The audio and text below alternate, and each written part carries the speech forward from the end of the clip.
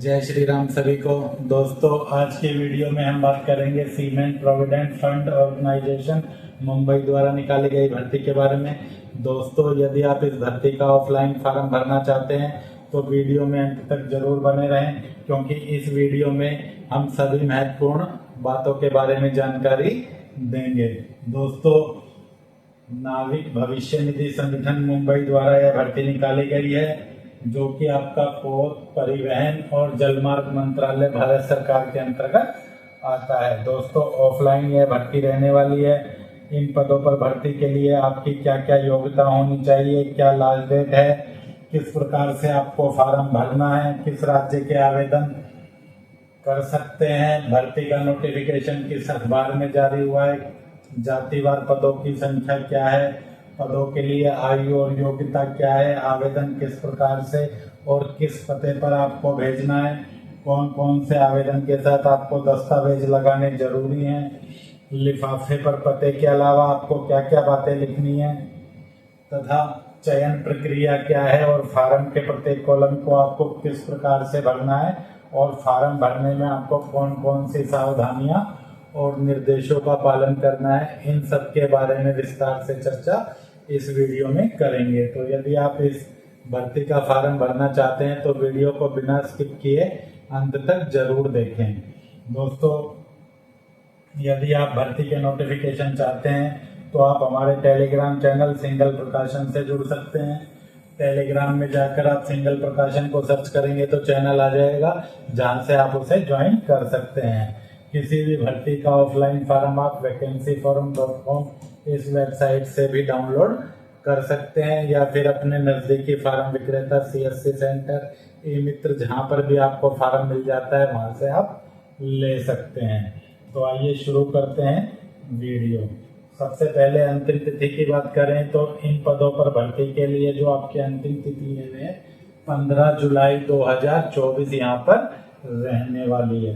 पद की बात करें तो कनिष्ठ सहायक के पदों पर यह भर्ती की जा रही है, जिसके लिए योग्यता की बात करें तो आवेदक है वह कम से कम आपका स्नातक पास होना चाहिए, तथा उसके अलावा उसको कंप्यूटर का ज्ञान भी होना चाहिए और किसी सरकारी या प्राइवेट फर्म में लेखा संबंधी कार्य का यानी अकाउंट संबंधी कार्य का कम से कम 2 वर्ष का अनुभव है, तो ही आवेदक आवेदन का पात्र है। पुरुष और महिला कोई भी इस भर्ती के लिए अपना ऑफलाइन आवेदन भेज सकता है। किसी भी वर्ग के आवेदक के लिए यहाँ पर कोई भी शुल्क दे नहीं है।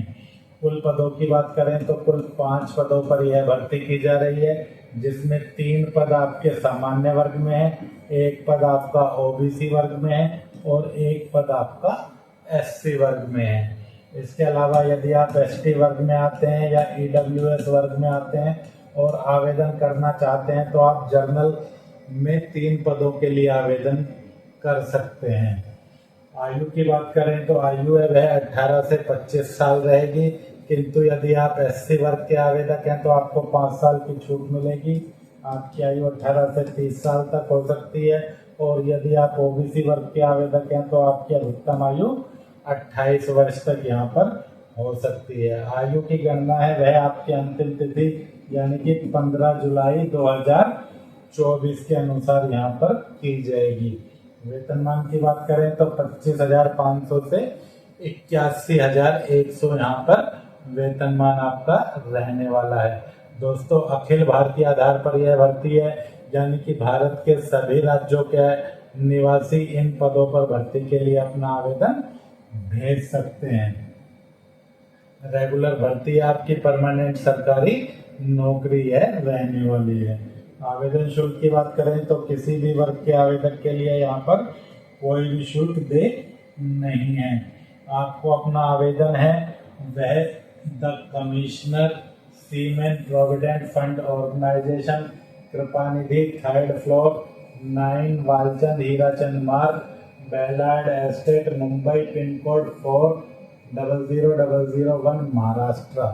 इस पते पर या तो स्पीड पोस्ट से भेजना है या फिर रजिस्ट्री डाक के माध्यम से भेजना है, यानी कि आप डाकघर से जाकर या तो फॉर्म की रजिस्ट्री करा सकते हैं या स्पीड पोस्ट करा सकते हैं। जो डॉक्यूमेंट आपको फॉर्म के साथ लगाने हैं वह सभी आपके सेल्फ अटेस्टेड होने चाहिए। देखिए कौन कौन से डॉक्यूमेंट्स आपको लगाने हैं। आपको अपना 10वीं का प्रमाण पत्र लगाना है, 12वीं का प्रमाण पत्र लगाना है और ग्रेजुएशन का प्रमाण पत्र लगाना है। यदि आप पोस्ट ग्रेजुएट हैं तो आप अपना पोस्ट ग्रेजुएशन सर्टिफिकेट भी लगा सकते हैं। जन्म तिथि के लिए आपका 10वीं का प्रमाण पत्र रहेगा। यदि 10वीं के प्रमाण पत्र में जन्म तिथि नहीं है, 8वीं के में है, तो आपको 8वीं का लगाना पड़ेगा, या अन्य कोई भी प्रमाण पत्र जिसमें आपकी जन्म तिथि अंकित है वह प्रमाण पत्र आप जन्म तिथि के लिए लगा सकते हैं। इसके अलावा आप सभी को अपना आधार कार्ड लगाना है। यदि आपके पास आधार कार्ड उपलब्ध नहीं है तो कोई भी आप आईडी प्रूफ लगा सकते हैं, जिसमें passport, voter card, pan card या ड्राइविंग लाइसेंस आप लगा सकते हैं। इसके अलावा सभी को 2 साल के अनुभव होना चाहिए। अनुभव प्रमाण पत्र की प्रतिलिपि भी लगानी है। ये चारों चीज आपकी कंपलसरी है। 10वीं 12वीं ग्रेजुएट का सर्टिफिकेट, आधार कार्ड और अनुभव प्रमाण पत्र, ये सभी आवेदकों को आवश्यक रूप से लगाना है। इसके बाद बात करें जाति प्रमाण पत्र की, तो जाति प्रमाण पत्र यहाँ केवल ओबीसी वालों को लगाना है और एससी वर्ग के आवेदकों को ही लगाना है।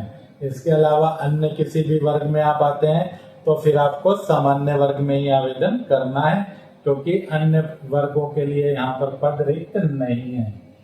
कंप्यूटर से संबंधित कोई प्रमाण पत्र आपके पास है तो वह आप लगा सकते हैं, नहीं है तो यह जरूरी नहीं है। भूतपूर्व सैनिक हैं या दिव्यांग हैं आप, तो आपको भूतपूर्व सैनिक या दिव्यांगता से संबंधित प्रमाण पत्र की प्रति भी आवेदन के साथ लगानी है। और यदि आप अभी कोई सरकारी नौकरी कर रहे हैं तो फिर आपको अपने नियोक्ता से एनओसी लेकर भी फॉर्म के साथ लगानी है। लिफाफे का प्रारूप आपको किस प्रकार से बनाना है। देखिए लिफाफे पर आपको सबसे ऊपर अपनी कैटेगरी, जिस भी कैटेगरी में आप आवेदन कर रहे हैं वह लिखनी है। कि आप सामान्य वर्ग में आवेदन कर रहे हैं तो यूआर लिखना है, ओबीसी में कर रहे हैं तो ओबीसी, एससी में कर रहे हैं तो कैटेगरी के साथ आपको एससी लिखना है। Application for the post of सभी को जूनियर असिस्टेंट लिखना है, क्योंकि यहाँ पर सिर्फ कनिष्ठ सहायक के पद ही निकले हैं। आवेदन आपको रजिस्टर्ड डाक या स्पीड पोस्ट के माध्यम से ही भेजना है। इसके अलावा अन्य किसी भी माध्यम से आप आवेदन नहीं भेज सकते। पता आपको बता ही दिया है, यहाँ पर आप देख भी सकते हैं, चाहे तो इसका स्क्रीनशॉट भी ले सकते हैं। फॉर्म में आपको अपना पूरा डाक का पता मोबाइल नंबर के साथ लिख देना है। स्वयं का पता लिखा लिफाफा लगाने की इस फॉर्म के साथ आपको कोई भी आवश्यकता नहीं है। आगे बात करें अन्य महत्वपूर्ण निर्देशों की, तो आपको फॉर्म अंग्रेजी के बड़े अक्षरों में ही भरना है, या फिर फॉर्म के सभी कॉलम आप हिंदी में चाहें तो हिंदी में भी भर सकते हैं। परीक्षा के लिए आपको अपने जोखिम और खर्चे पर आना होगा। किसी भी आवेदक को यहाँ पर विभाग द्वारा कोई टीए या डीए नहीं दिया जाएगा। डाक में आवेदन भेजने से पूर्व आपको अपने भरे हुए फॉर्म की एक फोटोकॉपी भी अपने पास कराकर रख लेनी है, ताकि आपको भविष्य में किसी भी प्रकार की कोई दिक्कत नहीं आए। यह भी आपको ध्यान रखना है कि भर्ती आप सिर्फ यूआर वर्ग में ही हो सकते हैं, या ओबीसी या एससी वर्ग में ही आप आवेदन कर सकते हैं। भर्ती का विज्ञापन आप देखना चाहें तो 15 जून का रोजगार समाचार आप देख सकते हैं। रोजगार समाचार आप हमारे टेलीग्राम में भी हर एक सप्ताह का देख सकते हैं, जो कि प्रत्येक शनिवार को हमारे टेलीग्राम चैनल सिंघल प्रकाशन पर अपलोड कर दिया जाता है। फॉर्म को आपको किस प्रकार से भरना है, देखिए और कोई कॉलम तो नहीं रह गया आपका। अंतिम तिथि की बात करें तो सभी को अंतिम तिथि यहाँ पर बता दी गई है कि आपकी अंतिम तिथि इन पदों के लिए 15 जुलाई रहने वाली है। आवेदन आपको ऑफलाइन माध्यम से रजिस्टर्ड डाक या स्पीड पोस्ट के माध्यम से करना है। सभी राज्यों के आवेदक आवेदन भेज सकते हैं। भर्ती का नोटिफिकेशन आपका 15 जून के रोजगार समाचार में निकला है। कनिष्ठ सहायक यानी जूनियर असिस्टेंट के पद पर यह भर्ती निकली है। पदवार भर्ती देखें तो कुल 5 पद है, जिसमें ओबीसी का 1 पद है, एससी का 1 पद है और सामान्य वर्ग में आपके 3 पद हैं। आयु की बात करें तो 18 से 25 साल है, किंतु ओबीसी है तो 18 से 28 और एससी है तो 18 से 30 साल है। आयु की गणना आपकी अंतिम तिथि के अनुसार यानी 15 जुलाई के अनुसार होगी। योग्यता की बात करें तो ग्रेजुएट पास हो, कंप्यूटर का ज्ञान हो और 2 साल का कार्य अनुभव यहाँ पर आपको होना चाहिए। आवेदन किस पते पर भेजना है यह आपको लिफाफे पर भी दिखा दिया गया है। आवेदन के साथ जो डॉक्यूमेंट लगाने हैं वह भी आपको बता दिया है।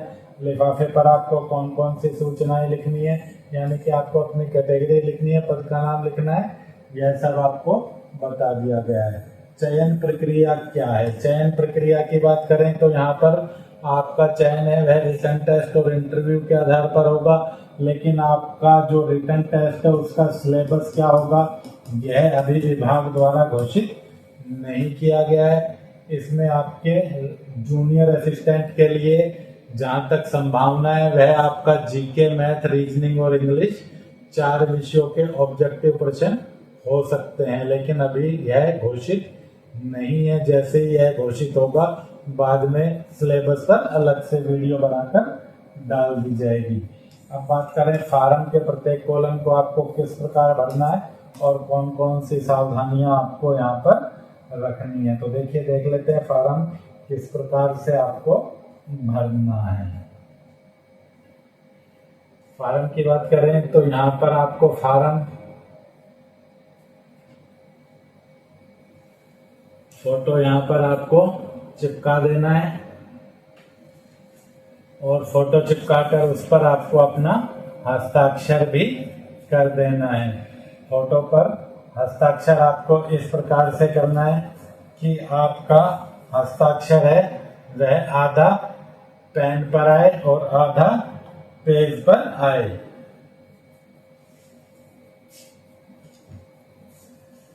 इसके बाद बात करें name of the post applied. Name of the post applied में आप सभी को यहाँ पर जूनियर असिस्टेंट,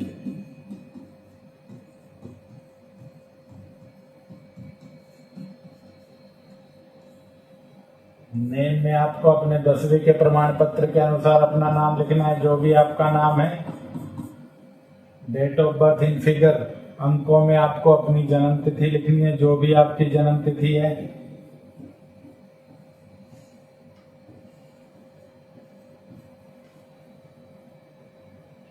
इसके बाद इन वर्ड्स में आपको अपनी डेट ऑफ बर्थ लिखनी है, यानी शब्दों में जो भी आपकी डेट ऑफ बर्थ है वह आपको शब्दों में लिख देनी है।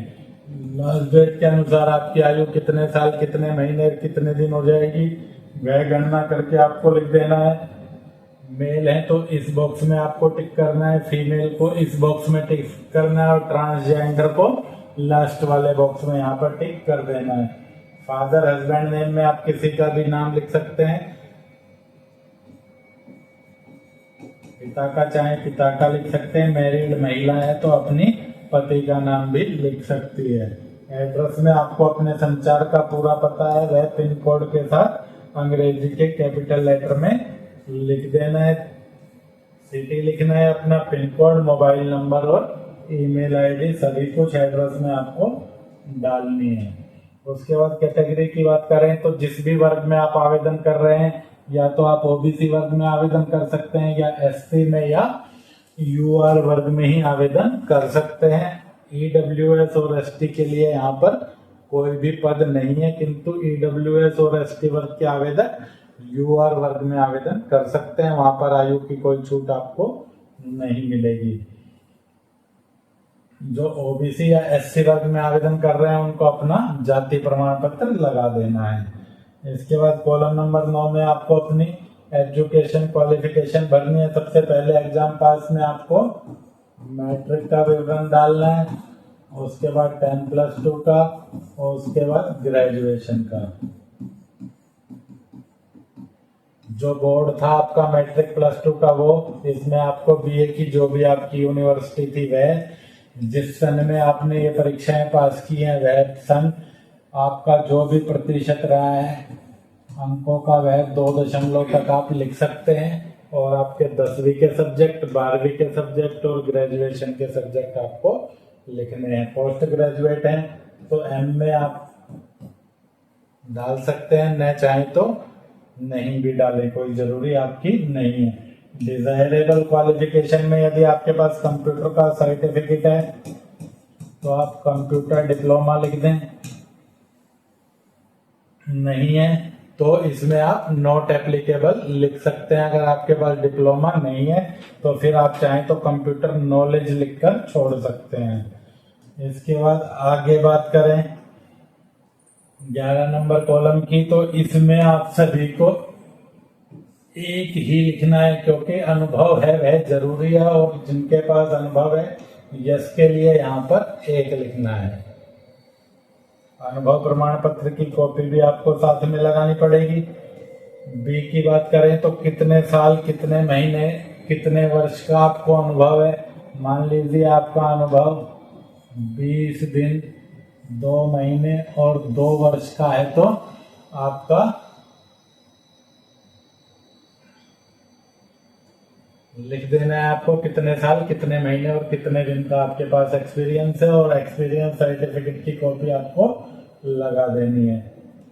यह अनुभव आपको कहाँ से मिला है, उस एम्प्लॉयर का नाम यानी आपके नियोक्ता का नाम, किस पद पर आपने कंपनी में या सरकारी संगठन में काम किया है उसका नाम, कब से कब तक कितनी लेंथ रही आपकी सर्विस की, वह किस कारण से आपने पद छोड़ दिया है। यदि नहीं छोड़ा है तो टिल डेट आप डाल सकते हैं, अभी कंटिन्यू कर रहे हैं। 1 से ज्यादा अनुभव है तो जितने भी अनुभव आपके हैं वह सभी आप कॉपी लगा सकते हैं और इसमें विवरण डाल सकते हैं। उसके बाद आपको डिक्लेरेशन भरनी है। यहाँ पर आपको अपना नाम लिखना है, पिता का नाम या पति का नाम महिलाओं के लिए। प्लेस में आपको अपने गांव शहर का नाम लिखना है। डेट में आप जिस भी तिथि को फॉर्म भर रहे हैं वह लिखनी है। सिग्नेचर ऑफ कैंडिडेट के ऊपर रनिंग स्क्रिप्ट में आपको हस्ताक्षर करना है। हस्ताक्षर आप हिंदी में भी कर सकते हैं, इंग्लिश के रनिंग स्क्रिप्ट में भी कर सकते हैं। हस्ताक्षर ध्यान रहे अंग्रेजी के कैपिटल लेटर में आपको नहीं करना है। फॉर्म के सभी कॉलम आपको अंग्रेजी के कैपिटल लेटर में ही भरने हैं। यह बात आपको विशेष रूप से ध्यान में रखनी है। यदि आप अभी नौकरी कर रहे हैं तो फिर आपको अपने एम्प्लॉयर से यह सर्टिफिकेट भी बनवाना है। इसमें यहाँ पर आपका नाम आएगा, यहाँ पर भी आपका नाम आएगा और यहाँ पर आपके नियोक्ता का सिग्नेचर होगा और आपके डिपार्टमेंट की यहाँ पर मोहर लगेगी। इसके अलावा इस फॉर्म में बाकी ज्यादा कुछ नहीं है। तो वीडियो में अंत तक बने रहने के लिए धन्यवाद। वीडियो पूरा देखने के बाद भी यदि आपका कोई कमेंट है तो आप हमें कमेंट सेक्शन में कमेंट करके पूछ सकते हैं। मिलते हैं जल्दी अगली वीडियो में। जय हिंद, जय भारत।